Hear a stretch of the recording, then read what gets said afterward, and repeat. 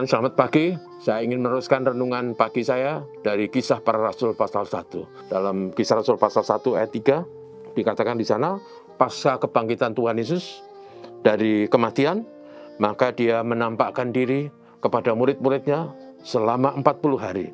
Lalu dikatakan di sana, pada waktu menampakkan diri itu, dia berbicara kepada mereka tentang kerajaan Allah. Itu yang menjadi tema saya pagi ini, kerajaan Allah. Saudara yang kasih, apa yang dimaksud dengan kerajaan Allah? Kalau kita mengacu pada definisi kerajaan itu berarti sebuah negara dengan rakyat dan wilayahnya dipimpin oleh seorang raja. Raja itulah pemimpin negara. Dan pemerintahan atau negara yang seperti ini disebut kerajaan. Lalu apa hubungannya dengan sistem kerajaan Allah? Kerajaan Allah, saudara, bisa dimaknai dengan beberapa hal. Yang pertama, kerajaan Allah itu bisa berarti sebuah negara teokratis. Artinya negara itu menjadi negara di mana Tuhan sendiri menjadi raja. Dan negara itu pernah diwujudkan pada zaman Perjanjian Lama, yaitu Israel. Israel itu negeri yang pada awalnya adalah negara teokratis di mana Tuhan menjadi raja. Tetapi kemudian mereka menolak. Bahkan mereka minta raja, dan Tuhan memberikan Raja Saul sebagai raja pertama.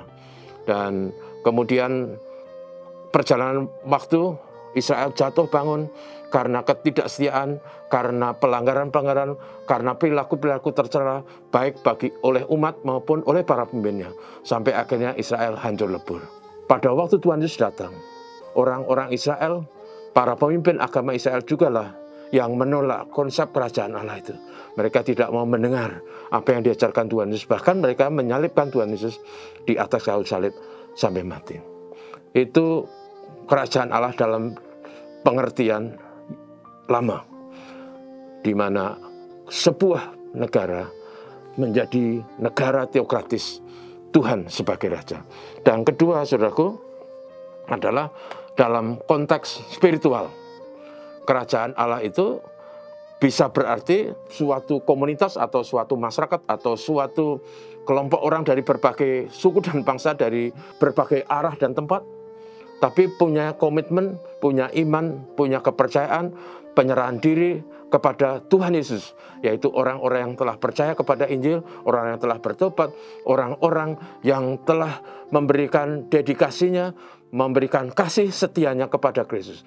Orang-orang inilah yang dalam bahasa kita sekarang adalah orang-orang beriman.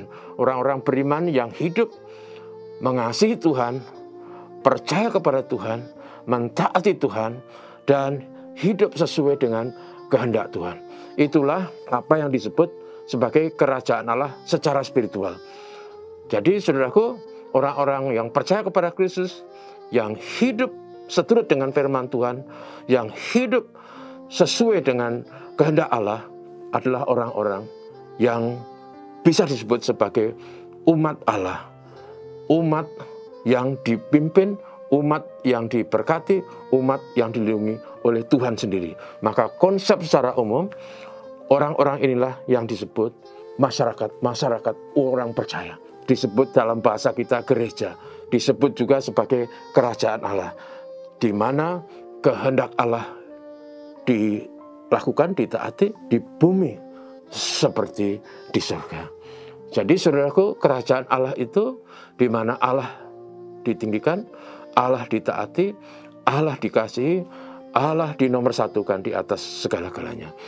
Dan karena itu, saudaraku, sebagai kerajaan Allah, maka kita haruslah hidup dan berperilaku sesuai dengan kehendak Allah. Hidup yang memuliakan Tuhan. Hidup yang tidak silau terhadap dunia. Hidup yang tidak terseret kepada perilaku tercela, dosa, dan serakah. Orang-orang yang hidup seperti itulah menjadi bagian dari kerajaan Allah.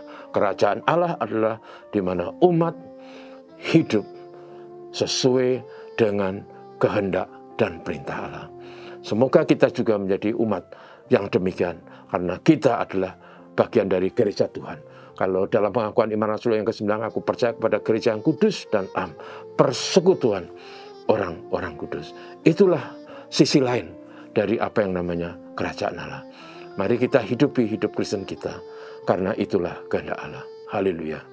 Amin. Mari kita berdoa. Terima kasih. Hari ini kami bersyukur, kami diingatkan tentang kerajaan Allah, yaitu suatu kehidupan umat yang menomorsatukan Tuhan, yang mengasihi Tuhan, yang mentaati Tuhan, yang berperilaku sesuai dengan kehendak Tuhan. Menolong kami semua dalam hidup kami di dunia ini, supaya kami tidak silau terhadap dunia, supaya kami tidak menjadi orang-orang yang mengasihi dunia, tapi orang-orang yang mengasihi Allah. Tuhan berkati kami semua, tolong negeri kami juga damai dan tentram. Ini doa kami Tuhan Yesus. Haleluya. Amin. Selamat pagi, saudara.